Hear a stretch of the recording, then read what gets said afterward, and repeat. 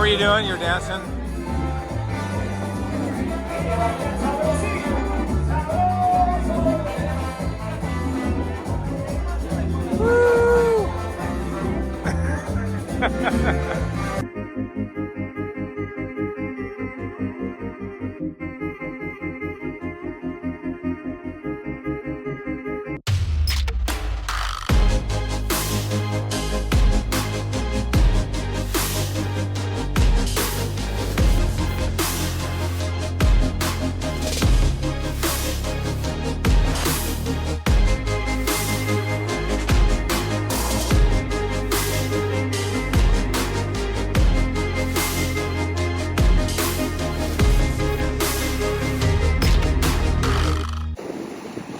That is Mount Pellier, the volcano we climbed yesterday. See ya, Martinique.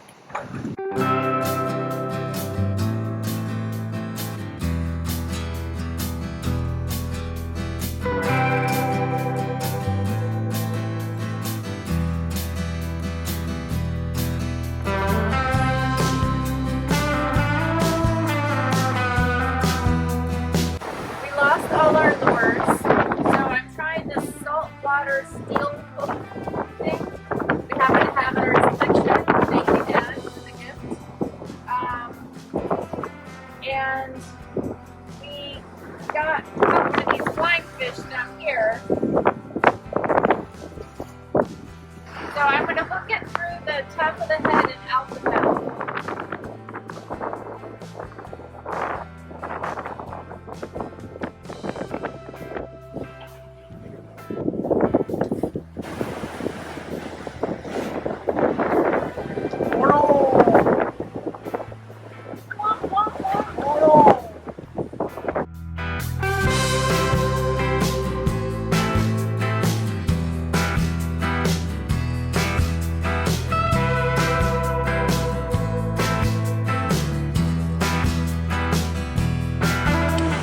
It's super noisy right now because we have the engines going, because we're motoring, because we had no wind. And as you can see, the true wind indicator is just all over the map. If you look over here, at best, there's maybe 2.5 knots of wind, which is completely insignificant.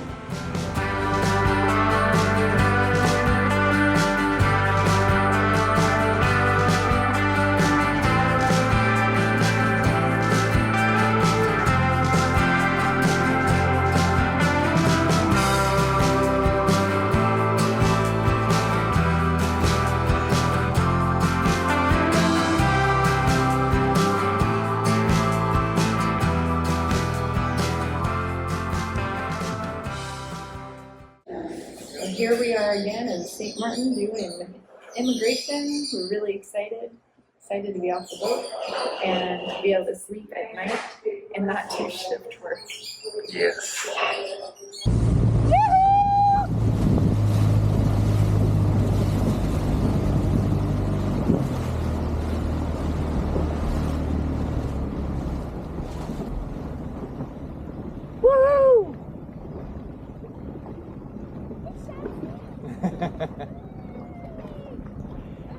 Yay! When we were in Fernando, I went and dove down on the other side of the boat to check things out and noticed that there was a bunch of fishing line fouled on the prop. And so I took that off, but what it did is it kind of tore off the sacrificial anode, and we didn't have any spares. Couldn't get spares till we got here to St. Maarten, and so we just put them back on. And it was hard to see because my mask kept fogging up, and we're still early in the day that there isn't enough direct sunlight under the water. So a lot of it was just touch and feel. But we have a new anode on.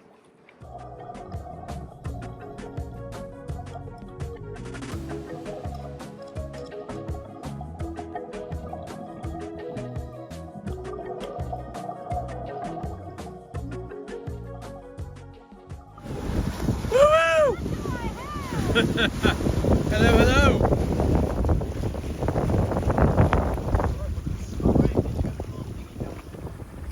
Yeah, no, he'll take the line.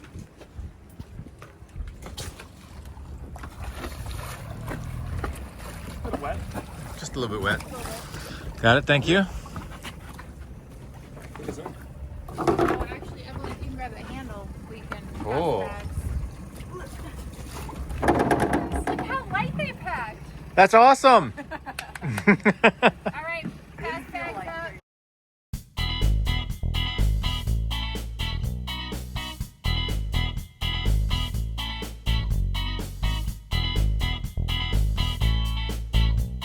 Must have been some family's boat because there's like a stuffed unicorn. There's probably a little kid. I Yeah. don't know if you saw the nose art. Yeah. It was like a Japanese thing.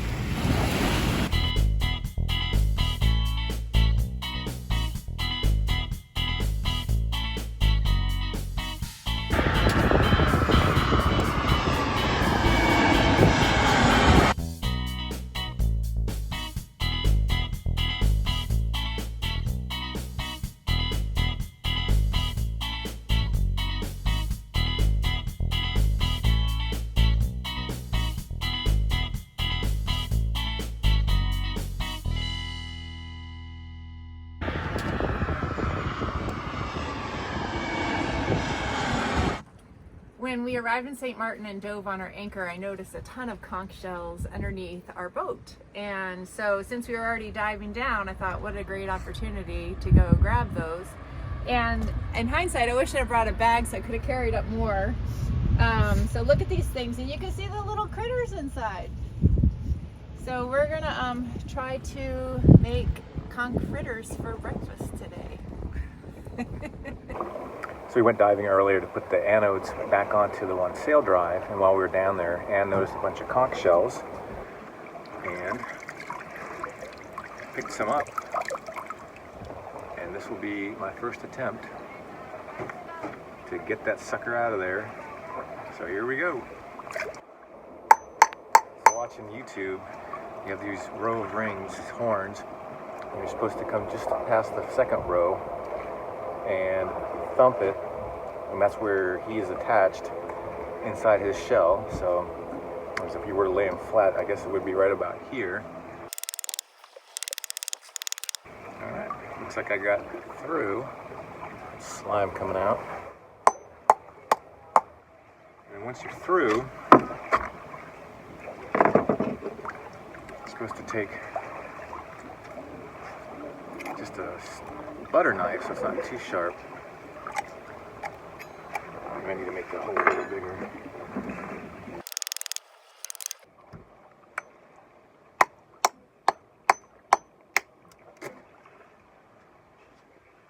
It's like Dexter.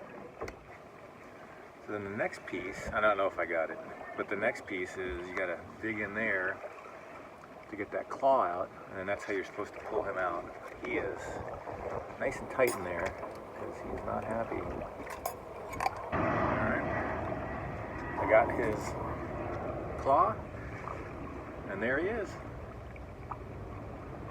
And then it's just that white meat that you're gonna cut and eat. The rest of the stuff, that's his guts right there, that goes away. And now I start cutting away at this. This is conch that's already been pounded. It's really, really tough meat. So I saw one video where they use the dive weight and hit it, but I actually like taking the dive weight on top of the conch and hitting it like that, but it wants to squish out. So I'll just do it like this. See what I mean?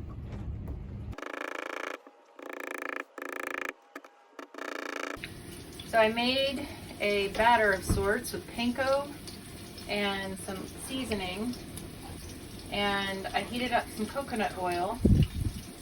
And I'm just taking the conch and covering it in batter and then putting it in the oil. It smells good, but all fried food smells good. And then I think we're supposed to just cook it until it's golden brown. You want to take a look?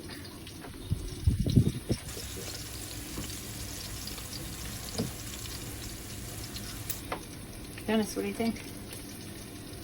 I hope it's good.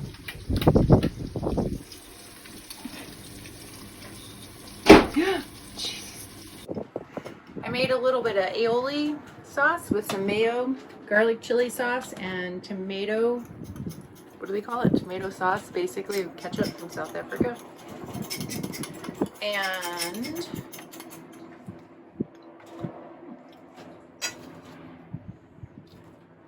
trying a bit of Coke.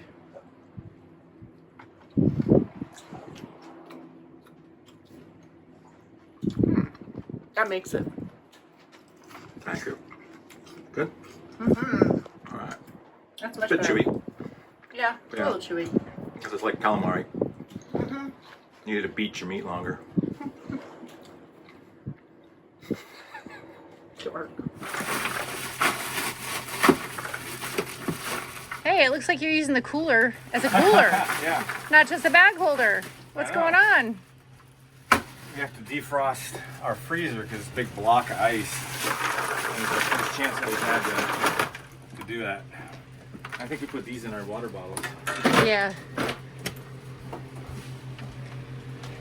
It's not so bad down here, but up here, and it was all caked with ice here, but I used the heat gun on it, but it wasn't enough, so we're gonna do a full defrost.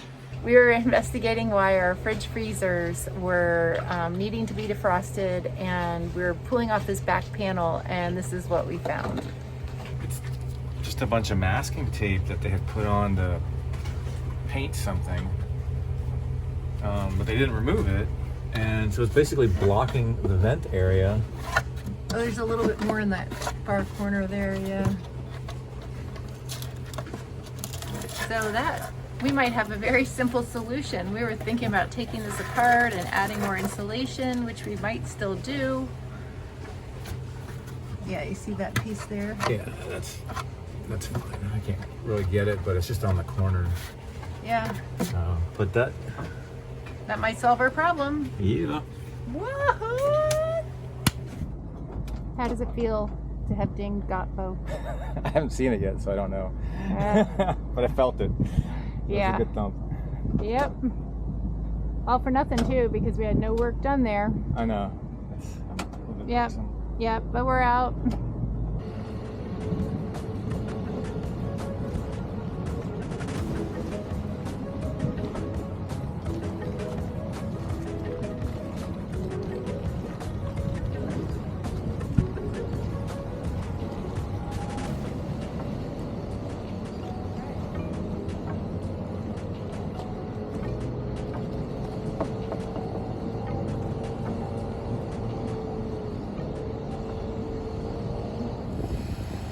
See?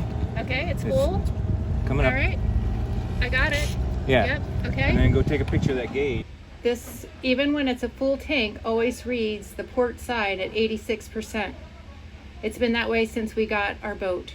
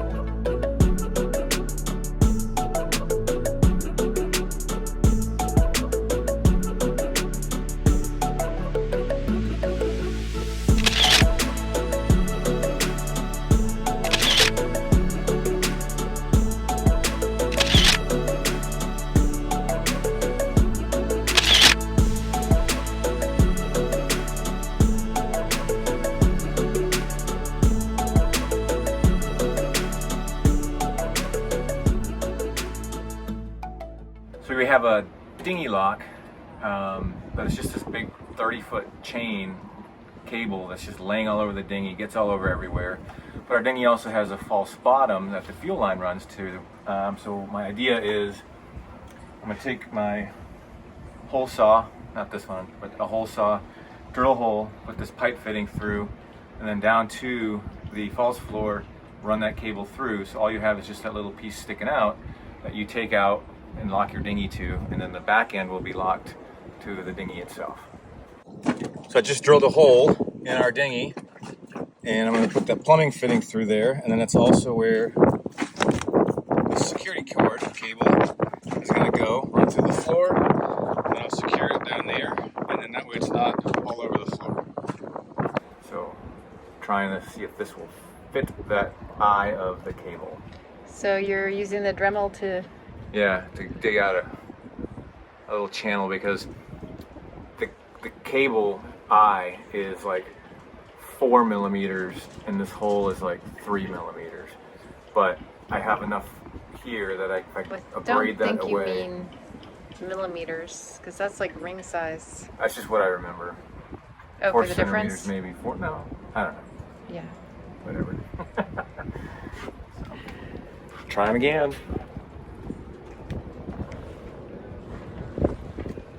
See that chain all down there? That's what he's talking about, getting rid of that off our dinghy floor. So now that I've drilled my hole, I take just a regular plumbing fitting. That's going to go there. That chain's going to go down in there. And then I'm going to secure that, screwing that on, and feed that cable through here, run it along the false floor.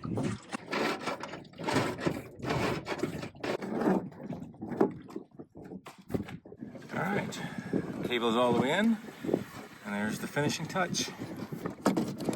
And we may go to a combo lock at some point, because if we lose the key, then it's not going to do us a lot of good.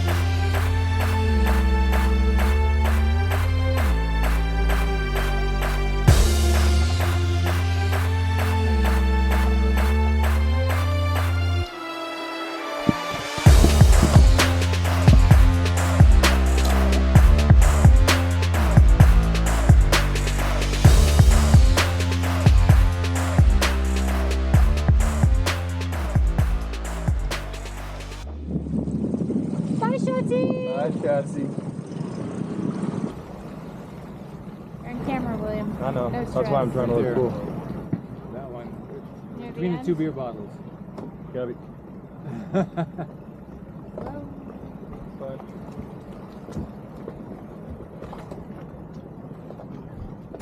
Merci.